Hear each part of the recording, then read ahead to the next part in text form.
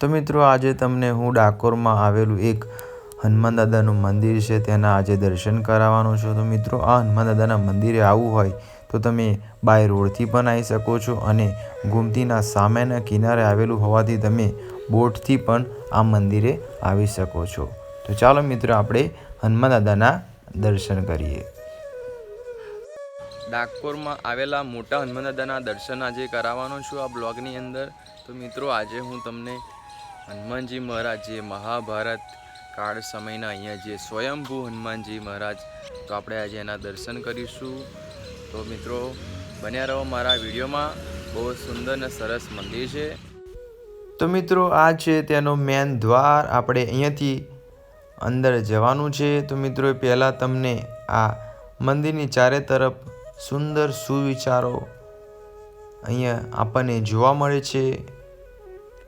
તો મિત્રો આપ જોઈ શકો છો આ મંદિરની ચારે તરફ સુવિચારો અહીંયા લખેલા છે। મિત્રો હવે આપણે દાદાના દર્શન કરીશું। આ સુંદર મજાનો આજુબાજુમાં બગીચો છે, તેમાં રંગબેરંગી ફૂલો પણ આપણને અહીંયા જોવા મળે છે। તો મિત્રો આ મંદિર ગોમતીના સામે કિનારે આવેલું છે। તો મિત્રો આપ જોઈ શકો છો હું આવી ગયો છું હનુમાનજીના મંદિરે, જે ડાકોરમાં પ્રસિદ્ધ છે મોટા હનુમાન દાદા તરીકે। તો આ મંદિર એક્ઝેક્ટ જે ગોમતી કિનારો છે પાછળ આપ જોઈ શકો છો ભગવાન રાજા રણછોડરાયનું મંદિર દેખાઈ રહ્યું હોય તો તમને, તો આ છે ભગવાન રાજા રણછોડરાયનું પાછળ મંદિર ને એની એક્ઝેક્ટ સામેની સાઈડે આવેલું આ મોટા હનુમાન દાદાનું મંદિર છે। અને અહીંયાથી આપણે જોઈ શકીએ છીએ રાજા રણછોડરાયનું મંદિર અને એક્ઝેક્ટ તેની સામે આ મોટા હનુમાન દાદા તરીકે પ્રસિદ્ધ ડાકોરમાં આવેલું આ મંદિર છે।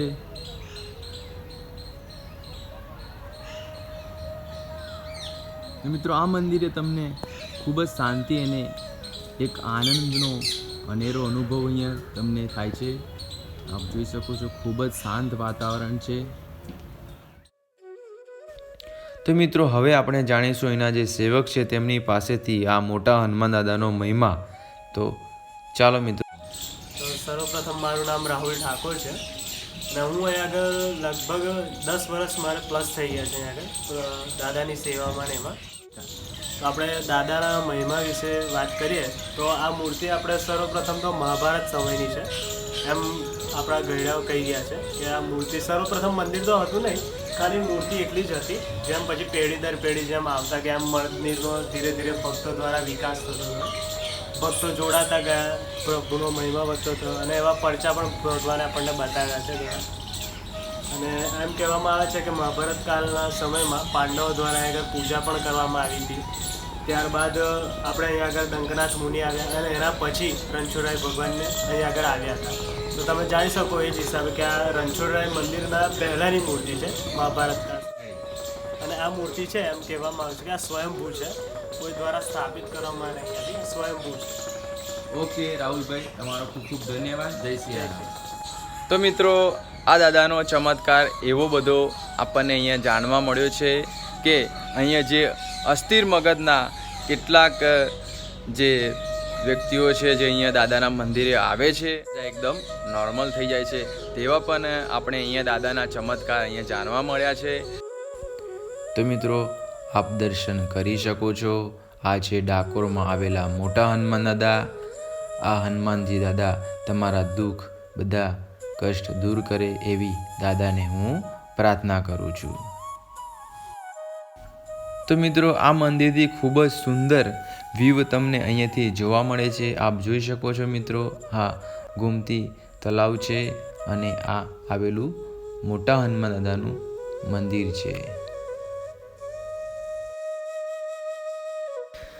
તો મિત્રો તમને મારો વિડીયો આ પસંદ આવ્યો હોય તો મારી સીતારામ ડાકોર ચેનલને સબસ્ક્રાઈબ કરો અને લાઈક કરો અને કમેન્ટમાં લખજો જય સિયારામ।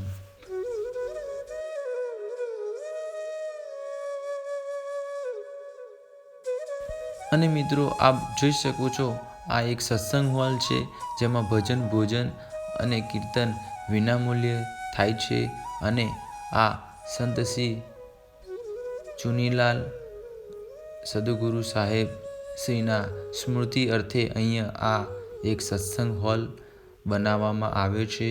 આપ જોઈ શકો છો મિત્રો, આ સત્સંગ હોલમાં ગુરુ દત્તાત્રેય, નરસિંહ સરસ્વતી, ભાવદાસજી મહારાજ, ગોરા કુંભાર, રોહિતદાસ, સંત કબીર જેવા મહાન સંતોના અહીંયા આપણે ફોટા અહીંયા જોવા મળે છે. આપ જોઈ શકો છો મિત્રો, સબરી, મીરાબાઈ, નરસિંહ મહેતા, તુકારામ જેવા મહાન સંતોના આપણને ફોટા જોવા મળે છે.